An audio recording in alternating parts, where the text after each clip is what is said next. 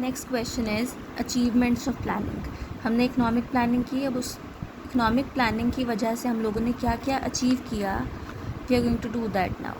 First one is increase in national income. हमारी जो national income है वो before the period of planning, जब हम प्लानिंग नहीं करते थे, वो सिर्फ राइज़ करती थी बाय 0.5% पर एनम, जो बहुत कम है, ठीक है। और by the end of 12th plan अब देखोगे आप लोग कितना राइज़ कर रही है ये 6.8%। Apart from that first plan में 4.6% पर एनम से राइज़ कर रही थी। 5th to 10th प्लान के बीच बीच 5% से, एंड 11th में 7.5% पर एनम से बढ़ रही थी। Increase in the per capita income और increase in the per capita income.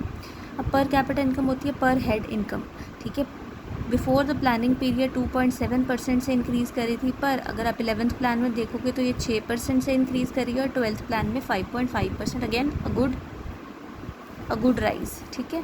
Next, rise in the saving and investment. आपको पता होगा जो सेविंग्स एंड इन्वेस्टमेंट होते हैं, they are the two drivers of the economy, ठीक है।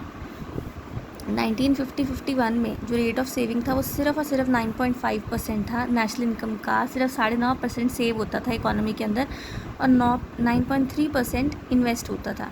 जबकि 11th प्लान में 31.3%, अगेन बहुत ज़्यादा है ये, 31.3% आप सेव कर रहे हैं और 32.3% आप इन्वेस्ट कर रहे हैं।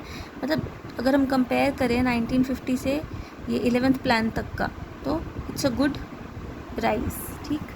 Next, institutional and technical changes in agriculture. बहुत सारे चेंजेस आए एग्रीकल्चर के अंदर। इंटरमीडिएट यानी कि मिडिल मैन को रिमूव कर दिया गया, कंसोलिडेट कर दिया गया, छोटे छोटे होल्डिंग्स को इकट्ठे कर दिया गया, ठीक है, ताकि उन पर टेक्नोलॉजी अप्लाई करी जा सके।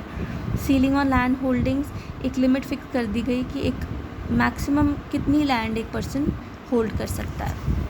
नेक्स्ट देखेंगे growth of industry.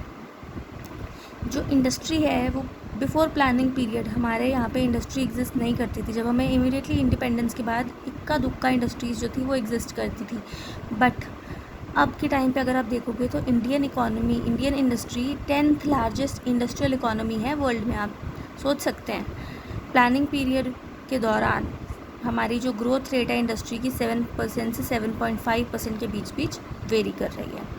Economic infrastructure की बात करें तो Indian railways one of the world's largest rail network है, ठीक है। पावर जनरेशन कैपेसिटी 1950-51 में सिर्फ 2300 मेगावाट थी, और अब अगर देखेंगे तो it is 3,56,818 megawatts a year, ठीक।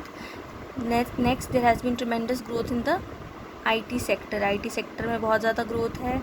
नेक्स्ट, इन सोशल इंफ्रास्ट्रक्चर की बात करें तो डेथ रेट 1951 में दैट वाज 27 पर 1000, ठीक है। 27 लोग मरते थे 1000 के पीछे। अब रिसेंट देखेंगे तो 6.3% लोग मरते हैं 1000 के पीछे।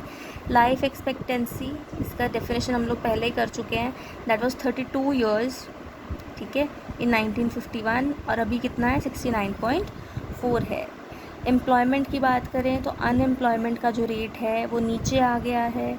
2004-2005 में 8.3% था, 11-12 में 5.6%। इसका मतलब कि गवर्नमेंट जो है वो एम्प्लॉयमेंट अपॉर्चुनिटीज़ को जनरेट कर रही है। नेक्स्ट है इंटरनेशनल ट्रेड।